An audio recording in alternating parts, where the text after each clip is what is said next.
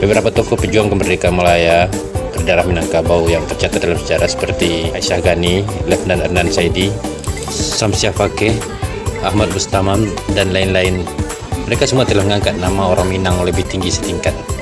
PKM pemberontak kepada penjajah British untuk menuntut kemerdekaan. Penubuhan Malaysia dibentangkan di dalam Dewan Rakyat sebanyak 3 kali. Tentu mereka bagi pendapat mereka menentang penubuhan Malaysia kerana tinggalkan Indonesia. You mesti ingat Indonesia Raya macam banyak yang dikatakan bermula dengan Ibrahim Haji Yaakob.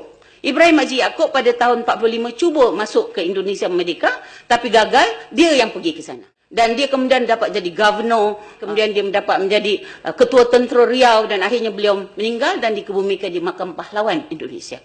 Lepas Ibrahim Yaakob pergi sana, maka Burhanuddin gantikan.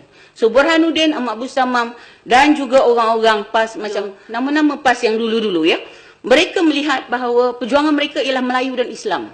Sebab itu dia mahu Melayu punya rumpun. Ya, Melayu Raya itu dihidupkan melalui Malaysia. Tapi Tengku dan British tidak bersetuju dan United Nations terpaksa sokong penubuhan Malaysia. Tapi satu perkara berlaku Revolusi Brunei pada tahun 1962. Revolusi Brunei ini adalah pimpinan A.M. Mazhari yang merupakan kawan Ahmad Bustamam yang tubuhkan Parti Rakyat Brunei ikut model yang dibuat oleh Ahmad Bustamam. Dan juga Parti Rakyat Singapura ikut model Ahmad Bustamam. So Ahmad Bustamam menguasai atau mempengaruhi Singapura dan juga Brunei. So berlaku pemberontakan, memang Parti Rakyat Brunei menang 16 kursi tetapi dia tidak diiktiraf. British pengaruh Sultan jangan merdekakan.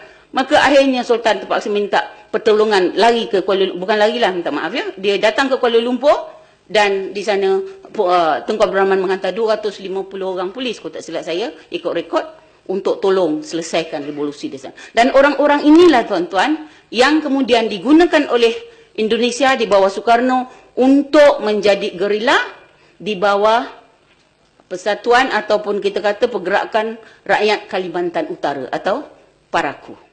Saya percaya ini semua dalam sejarah. So maknanya gerakan komunis dalam masa Malaysia bukan sahaja. Maknanya Parti Komunis Malaya dia dah diisytiharkan 1960 habis. Tetapi sebenarnya pada tahun 67 diangkat senjata sekali lagi melalui idea penubuhan Malaysia. Dan inilah bila Indonesia mengganyang Malaysia, maka Parti Komunis Indonesia di bawah Subandrio dan Aidit telah bekerjasama dengan Parti Komunis Malaya, Parti Komunis Vietnam, Parti Komunis China untuk ganyang Malaysia. Dan kita tahu itu lagi satu peristiwa penting yang menyebabkan akhirnya kita kena dijaga sekali lagi ataupun dibantu oleh pasukan Commonwealth. Sebab itulah banyak pasukan Commonwealth di Terendak Camp di Melaka dan sebagainya. Seluruh tanah Melayu. Sebab kita belum ada kekuatan tentera polis yang cukup untuk menjaga keselamatan. Lagipun British mahu menjaga kepentingannya. Tetapi Malaysia sebagai bekas tanah jajahan British, kita adalah anggota Commonwealth, maka memang kerjasama dengan British, dengan Eropah, dengan Barat sampai sekarang berlaku. So maknanya tuan-tuan, Parti Komunis Malaya bukan calang-calang parti. Mat Indra adalah ikan bilis yang digunakan ataupun memang terpengaruh dengan komunis ya, dan cuba mengangkat senjata. Nama Rashid Maidin, Syamsiah Fakih dan sebagainya masih lagi dilaungkan. Dan dari segi strategi hari ini, perang psikologi, cyber, ya, memang dilakukan. Apa yang berlaku pada hari ini bagi saya adalah satu cyber yang memang digunakan oleh pihak-pihak yang tertentu untuk dengan sejarah perjuangan kemerdekaan Malaysia.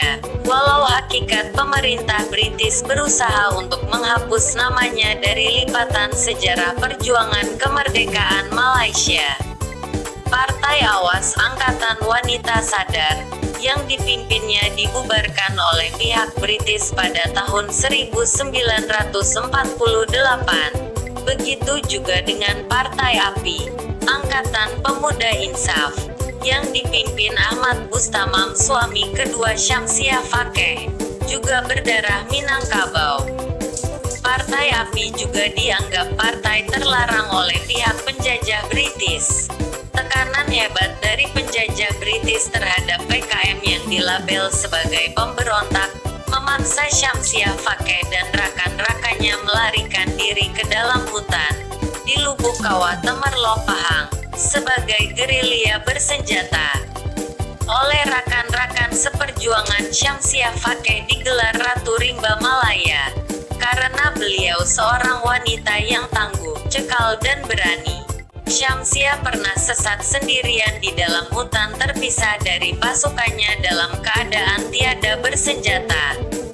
Cita-cita perjuangan Syamsiah Fakeh dengan rakan-rakannya hanya satu, yaitu memerdekakan Malaya dari penjajahan British. Sedangkan untuk menentang penjajah British memerlukan semangat juang yang tinggi, keberanian yang juga harus disertakan dengan kelengkapan perang, seperti senjata, dan satu-satunya partai yang bersenjata di tanah Melayu ketika itu hanyalah PKM, Partai Komunis Malaya, yang dipimpin oleh Chin Peng. Dampak dari pembubaran awas partai pimpinannya membuatkan Syamsiah Fakeh harus bergabung dengan Resimen ke-10 yang merupakan cabang Melayu dalam Partai Komunis Malaya. Jika kemerdekaan Malaysia diperoleh dari perang, menentang penjajah British sebagaimana Indonesia mengusir Belanda juga dengan perang, sudah tentu ideologi atau dasar negara Malaysia tidak terlepas dari pengaruh komunis, sebab partai PKM adalah lokomotifnya perjuangan. Terlalu panjang untuk diceritakan kisah perjuangan Syamsiah Fakeh ini dalam menuntut kemerdekaan Malaysia. Sayang sekali untuk mengangkat nama Syamsiah Fakeh menjadi salah seorang pahlawan kemerdekaan Malaysia mengundang pro dan kontra oleh karena pihak British melabel PKM sebagai pemberontak. Menurut cerita orang tua-tua di sini, sebenarnya banyak pemuda Melayu yang bergabung dengan PKM dan sama-sama berjuang menuntut kemerdekaan. Bergabung dengan Partai Komunis bukan berarti mengamalkan ideologi komunis. Setelah Malaysia merdeka, Partai Komunis Malaya tetap menjadi partai terlarang dan banyak di kalangan pejuang yang dulunya bergabung dengan PKM tidak kembali lagi ke tanah air. Ada yang menetap di luar negara seperti di selatan Thailand, ada yang menjadi guru mengaji di sana, ada juga yang menjadi imam masjid hingga tutup usia di negara Gajah Putih itu.